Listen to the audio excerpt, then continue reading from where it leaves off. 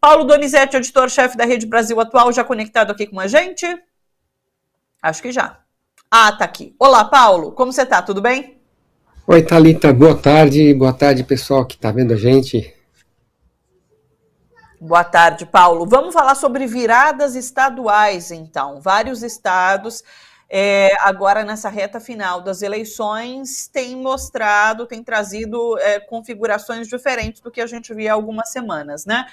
Vamos destacar alguns deles? Como você prefere começar? Conta pra gente. Olha, vamos começar na ordem crescente, vai.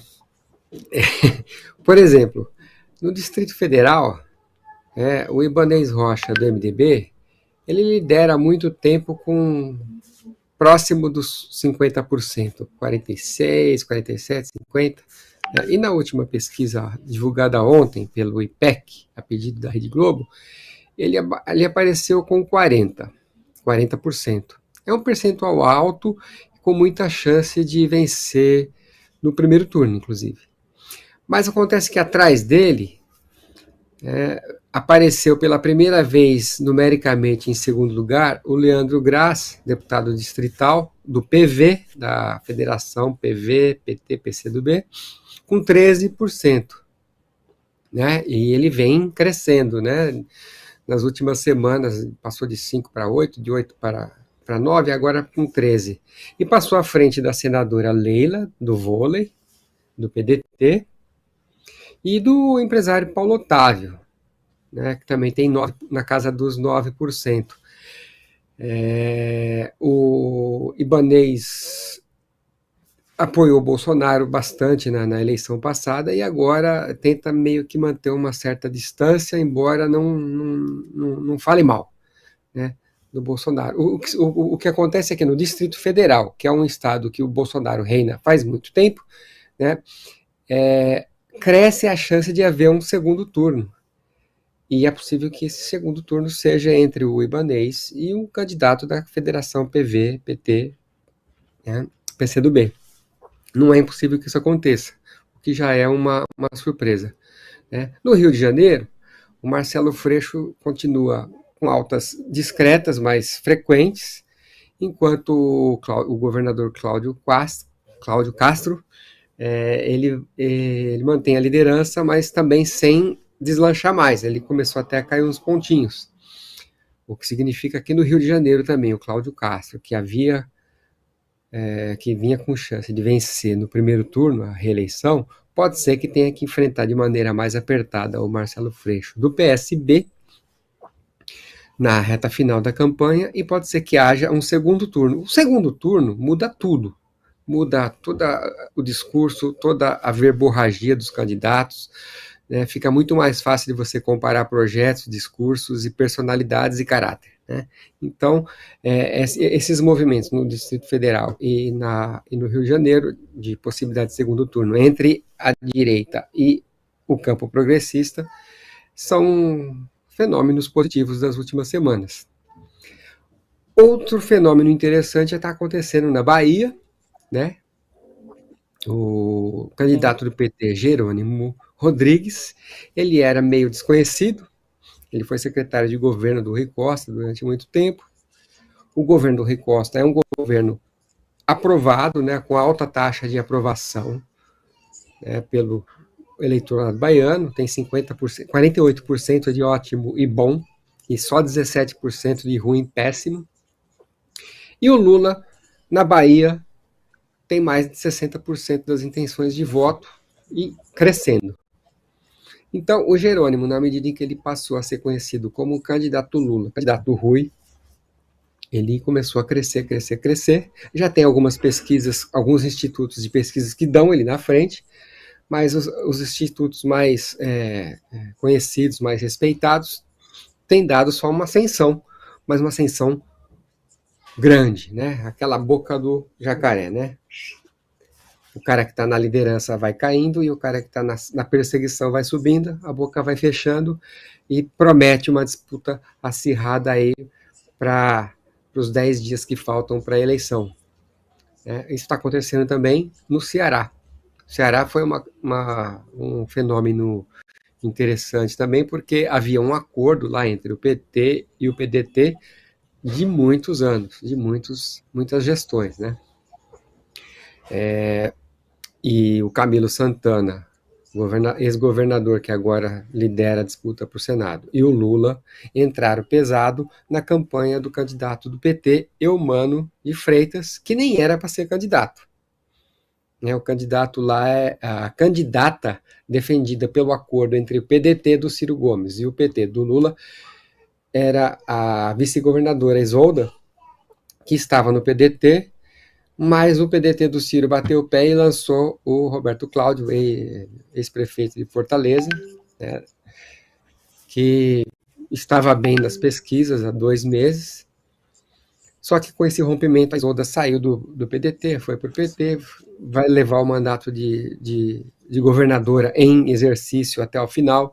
Ela entrou no lugar do Camilo, que ele saiu para disputar o Senado. E agora, o Eumano, que foi lançado no final de julho, 25 de julho, se não me engano, ele entrou na primeira pesquisa com 13%, passou para a segunda com 19%, agora já está com 30%. Está com 30%, numericamente, segundo a pesquisa IPEC, encomendada pela Globo de lá, né, a TV Verdes Mares, Diário do Nordeste, com 30% numericamente à frente do bolsonarista Capitão Wagner, né, que tem agora 29%. E muito à frente do Roberto Cláudio, que ficou com 19% lá atrás, né, foi caindo nas últimas 3 pesquisas, enquanto o candidato apoiado pelo Lula e pelo Camilo Santana disparou. Curioso é que no segundo turno, o Eumano também ganha tanto do Capitão Cláudio, tanto do Capitão Wagner, quanto do Roberto Wagner. Ai, caramba. Capitão Wagner, Roberto Cláudio. Sim. Aí sim. Isso. Então, e aí acontece que o efeito Lula está promovendo essa virada intensa, né, no DF, no Rio de Janeiro, na Bahia, né, em Pernambuco, embora a candidata não seja dos partidos da esquerda tradicional, né, a Marília Reis, que foi para o Solidariedade. Ela lidera, mas está caindo, e agora o candidato da frente PT, PSB, que também existe há muitos anos em Pernambuco, começou a subir, né? Estava muito atrás, abaixo de 2 dígitos, agora está todo mundo empatado em segundo lugar com 11% ali, 4 candidatos. Então é provável que haja também um segundo turno entre a Marília Reis ou o candidato apoiado pelo presidente Lula, oficialmente, em Pernambuco, ou a candidata do PSB, a Raquel. Mas isso é uma coisa que não pode não ser muito boa, né? Porque se passar 2 candidatos do campo progressista lá em Pernambuco, vai ficar difícil não ter uma guerra campal lá, como já aconteceu em outras eleições. De todo modo, assim como nesses estados em que o campo progressista nem aparecia nas pesquisas e agora aparece já disputando a liderança, vamos ver logo mais no Datafolha como que fica a estabilidade do ex-presidente Lula na frente das pesquisas e como que ficou a condição do presidente Jair Bolsonaro, se ele estacionou, se ele conseguiu subir algum ponto, ou se ele caiu. A tendência das últimas pesquisas nos últimos 15 dias é que o Bolsonaro vai de ruim a pior e o ex-presidente Lula está melhorando. Isso está atraindo um voto ansioso do campo progressista não lulista, para que a eleição seja resolvida no primeiro turno, com medo de que um segundo turno entre Lula e Bolsonaro favoreça um ambiente golpista que o Bolsonaro quer promover. Eu ia questionar se você tem alguma aposta em relação aos números que a Datafolha vai trazer hoje à noite. Na verdade, eu acho que não existe assim, nenhum fator que possa trazer surpresas, né? Não existe fator assim favorável ao Bolsonaro.